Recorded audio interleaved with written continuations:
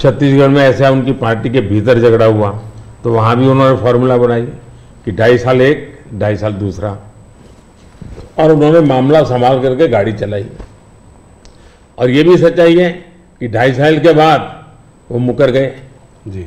यानी खुद की पार्टी के साथ धोखा किया, खुद की पार्टी के अंदरूनी धोखा करने की उनकी प्रवृत्ति, वो तो एक। इसका मतलब ऐसी फॉर्मूला कांग्रेस के दिमाग में होना ये प्रूवन है उसमें। और मैंने अभी कहीं मीडिया में पढ़ा कि उनकी कोई छोटी सी मीटिंग हुई थी, मीडिया में पढ़ा मैंने, और उसमें ये कहा कि भाई अब आज के स्थिति जब मोदी बार बार पूछ रहा है भाई इतना बड़ा देश किसको सुपुर्द करे, आपका नाम तो होना चाहिए ना, इतना बड़ा आप किसी का भी नाम दीजिए जी। कोई तो नाम देना पड़ेगा ना। अरे क्रिकेट की टीम होती है वो भी कैप्टन बताती है, कबड्डी की टीम होती है वो भी कैप्टन बताती है। भाई आप बता नहीं रहे हो कि इतना बड़ा देश दे किसको। और तब जाकर फिर उन्होंने कोई ऐसे फॉर्मूला बनाई है कि भाई 1 ईयर 1 PM फॉर्मूला। अब एक PM 1 साल रहेगा तो आएगा, पूरी नई सरकार बनाएगा, कैबिनेट बनाएगा, तो फिर शपथ समारोह चलते रहेंगे 5 साल, और क्या होगा जी। और देश संकट समारोह में उलझता रहेगा, वो शपथ समारोह में उलझते रहेंगे। अब कोई देश ऐसे चल सकता है, इतना बड़ा देश जी। देश ने 30 साल तक अस्थिरता देखी है, मिलीजुली सरकारों का दौर देखा है। आज दुनिया में भारत के प्रति विश्वास बढ़ा है, उसका कारण भारत के 140 करोड़ लोगों ने एक स्थिर, मजबूत, स्पष्ट बहुमत वाली सरकार बनाई। तो कोई भी भरोसा करेगा भाई हाँ जी। इस सरकार के पास मैंडेट है, मिलीजुली सरकार पर कोई भरोसा ही नहीं करता है। और इतना बड़ा देश ऐसे थोड़ा चल सकता है। लेकिन आज देश की राजनीति ऐसी है कि कोई एक पार्टी कितने ही बहुमत से क्यों न जीते, उसने रीजनल एस्पिरेशंस को ऑनर करना ही होगा। और इसलिए हमें पूर्ण बहुमत मिला, फिर भी हम सरकार एनडीए की बनाते हैं, एनडीए के साथियों को लेकर के बनाते, क्योंकि एक पार्टी को पूर्ण बहुमत मिलने के बाद भी देश के राजनीतिक उज्जवल भविष्य के लिए, देश के लोगों के एस्पिरेशंस के लिए, रीजनल एस्पिरेशंस को उतना ही रिस्पेक्ट देना चाहिए, उतना ही हिस्सा देना चाहिए। और ये कैरेक्टर एनडीए ने डेवलप किया है, भारतीय जनता पार्टी ने करके दिखाया है। आपने रीजनल एस्पिरेशंस की बात की तो उसकी बात हम लोग करेंगे। एक सवाल और जिससे पहले कि उस पर आते हैं, ऑपोजिशन की सारी पार्टीज, राहुल गांधी, कांग्रेस, सब ये कहते हैं कि मोदी जी ये जो है मैच फिक्सिंग कर रहे हैं इस चुनाव पर। उन्होंने कहा है कि ईडी, सीबीआई और ईवीएम के बिना आप चुनाव नहीं जीत सकते। क्या कहेंगे आप? ईवीएम का जवाब तो देश की सुप्रीम कोर्ट ने दे दिया है, और 2014 में इनके पास ईडी थी, इनके पास सीबीआई थी, तो हार क्यों गए भाई? मेरे होम मिनिस्टर तक को जेल में डाल दिया था, तो हार क्यों गए वो? अगर ईडी सीबीआई से चुनाव जीते जाते तो ईडी सीबीआई का काम तो इतने सालों तक कांग्रेस ने किया है, वो जीत जाते हैं जी। और इतना बड़ा देश, एक म्युनिसिपैलिटी का चुनाव फिक्स नहीं कर सकते हो भाई, जरा करके देखो, ये संभव होता है क्या फिक्सिंग? क्या क्या दुनिया को मूर्ख बना। लेकिन दुख इस बात का है कि ऐसी बातें करने वालों को आप मीडिया के लोग उनको पूछने के बजाय हमको पूछते हो। मोदी जी थोड़ा सा, लेकिन इसमें एक बात चौकस है जी, मैं मानता हूं पिछले कई दिनों से इंडिया अलायंस के लोग इतने निराश हो चुके, इतने निराश हो चुके हैं कि अभी उनको बहाने ढूंढना बहुत जरूरी बन गया है। क्योंकि पराजय के बाद भी लोगों के सामने जाने के लिए उनको इसलिए मैं समझता हूं शायद वो अभी से ये सारे तर्क ढूंढ रहे हैं कि पराजय के तर्क क्या होंगे, शायद उसी की उनकी इंटरनल एक्सरसाइज है ये। मोदी जी दो स्टेट्स अहम है इस चुनाव में, एक है कर्नाटका और एक है महाराष्ट्र। कर्नाटका जहां पे अभी आपकी हार हुई थी विधानसभा के चुनाव में, और महाराष्ट्र इसलिए क्योंकि वहां पर एक अजीब सी खिचड़ी बनी हुई है, दो पार्टियां टूटी हैं। मेरे दो साथी मेरे साथ हैं। सबसे पहले शुरुआत करते हैं कर्नाटका से। तो हरिप्रसाद जी जो हमारे वहाँ के एडिटर हैं वो आपसे कुछ सवाल पूछना चाहते हैं। हरिप्रसाद जी स्वागत है आपका। ಕರ್ನಾಟಕದಲ್ಲಿ ನೇಹಾ ಹಿರೇಮಠ್ ಮರ್ಡರ್ ಕೇಸ್ ಬಹಳ ಚರ್ಚೆ ಆಗ್ತಾ ಇದೆ. Neha killed inside the campus by Fayaz. Even JP Nadda ji rushed to her house. आप क्या सोच रहे हैं, ये अभी ये फोकस शिफ्ट हो रहा है क्या? कर्नाटक का चुनाव का फोकस ऐसे इश्यूज को शिफ्ट हो रहा है? देखिए, नड्डा जी का कार्यक्रम वहां चल रहा था और इतनी बड़ी घटना घटी थी,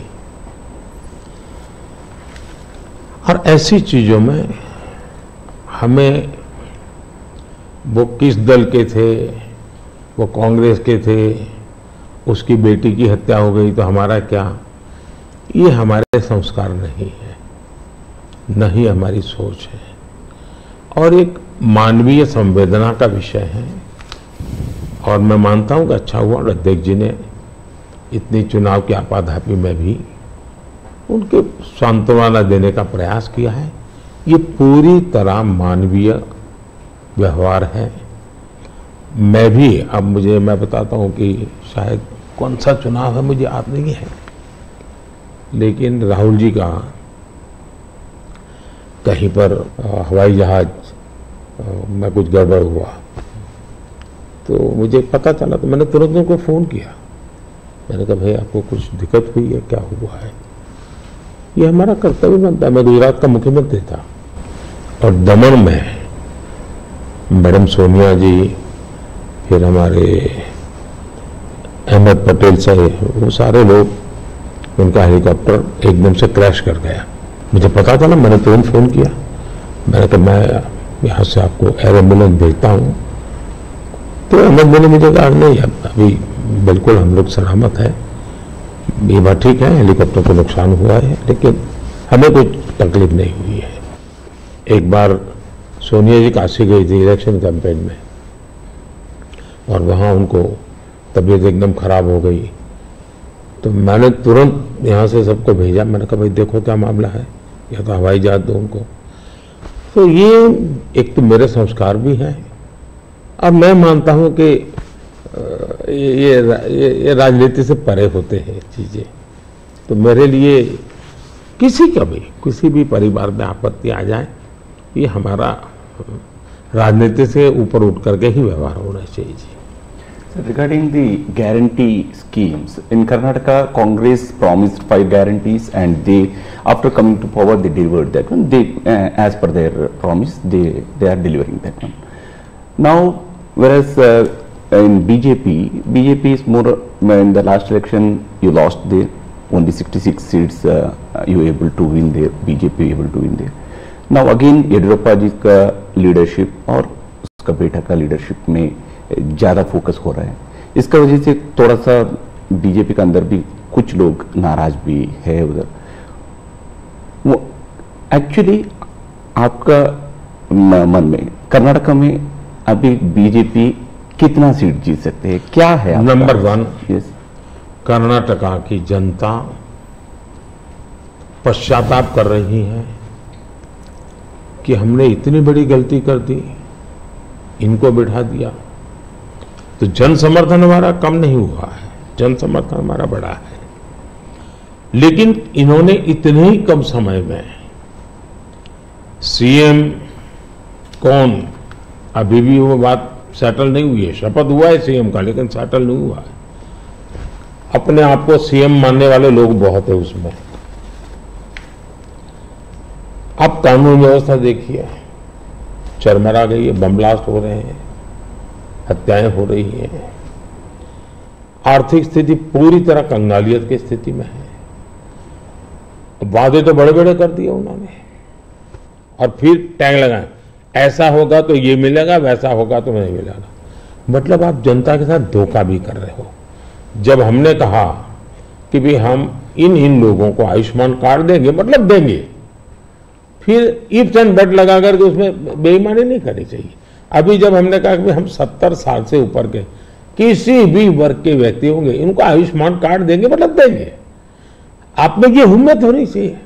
उन्होंने किसानों की जो योजना थी वो रद्द कर दी, किसान सम्मान निधि, कोई कारण नहीं है इस प्रकार से करने का। अब बता, आप कोई सोच सकता है जब बेंगलुरु दुनिया में हमारा बहुत बड़ा देश की इज्जत बढ़ाने में बेंगलुरु का बहुत बड़ा रोल है।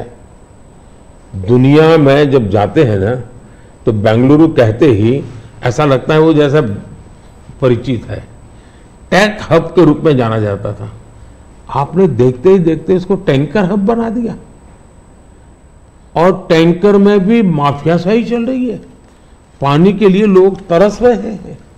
अगर ये जो हालत उन्होंने कर दी है, अब युवाओं के स्कॉलरशिप आपने संख्या भी कर दी, अमाउंट भी कम कर दी, यानी एक के बाद एक आपने ऐसे नेगेटिव काम किए हैं।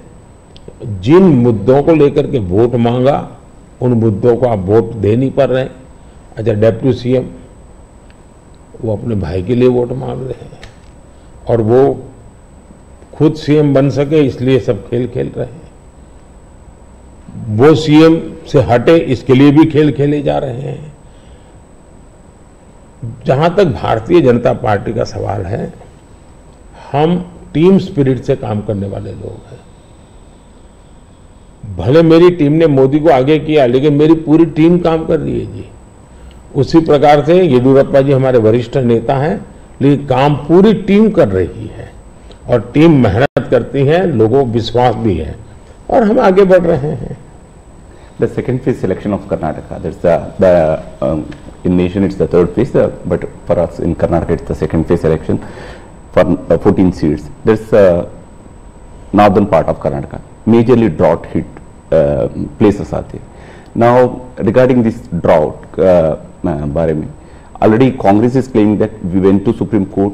Now central government is forced to give a rightful compensation.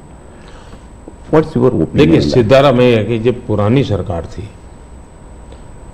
और वहां ड्राउट था, उस समय मैंने खुद के ने उनकी पूरी टीम को यहां बुलाया था।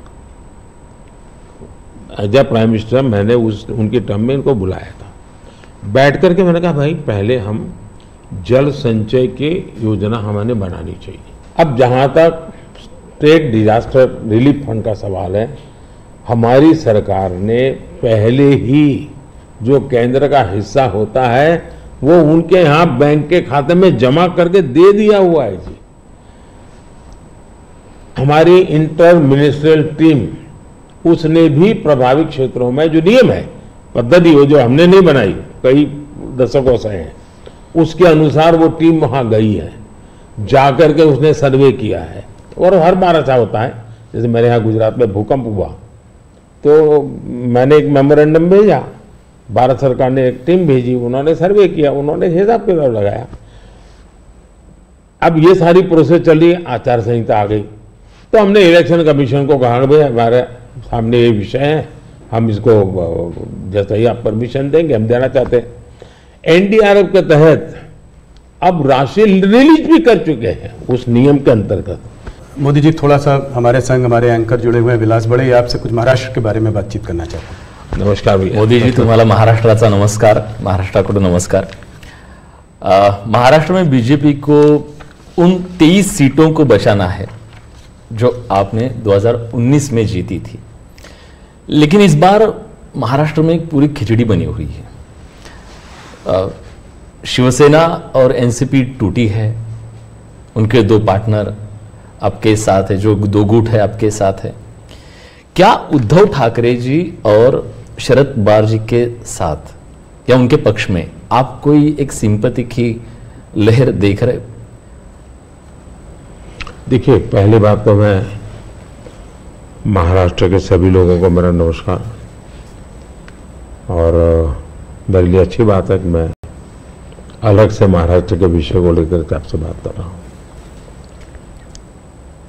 अब देखिए, ये बात सही है कि वहां लंबे अरसे से मिलीजुली सरकार चलती है।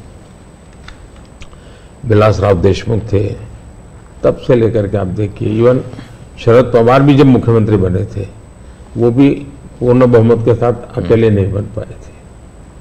दूसरा, महाराष्ट्र का दुर्भाग्य रहा है कि लंबे अरसे से 5 साल तक कोई एक मुख्यमंत्री रहा नहीं है। एक भी व्यक्ति 5 साल में, देवेंद्र फडणवीस पहले व्यक्ति थे लंबे अरसे के बाद जो एक पूरा कार्यकाल मुख्यमंत्री रहे और पूरी सरकार बेदाग रही, पूरी सरकार लोगों का भला करने वाली सरकार रही। अब सिंपैथी हमारे साथ होनी चाहिए कि जो लोग हमारे साथ चुनाव लड़े, जो लोगों ने हमारे साथ चुनाव लड़ करके महाराष्ट्र के लोगों से वोट मांगा, लेकिन मुख्यमंत्री बनने के खुद के व्यक्तिगत महत्वाकांक्षा के कारण और उसमें अहंकार भर गया, इसके कारण आपने बाला साहब ठाकरे के जमाने से बनी बनाई इस जोड़ी को धोखा दे दिया और उसका लोगों को गुस्सा है, बीजेपी के प्रति सिंपत्ति है। दूसरा, शिवसेना के अंदर जो तूफान खड़ा हुआ या एनसीपी के अंदर जो तूफान खड़ा हुआ, वो साफ साफ दिखता है कि जब आप अपने परिवार के लोगों को ही प्राथमिकता देते हैं और बाकियों को नहीं देते हैं तो कभी न कभी तो कठिनाई पैदा होती है। शरद राव के घर में जो मुसीबत है उनके पारिवारिक झगड़ा है, भतीजा संभाले कि बेटी संभाले, यहां भी इनका झगड़ा यही है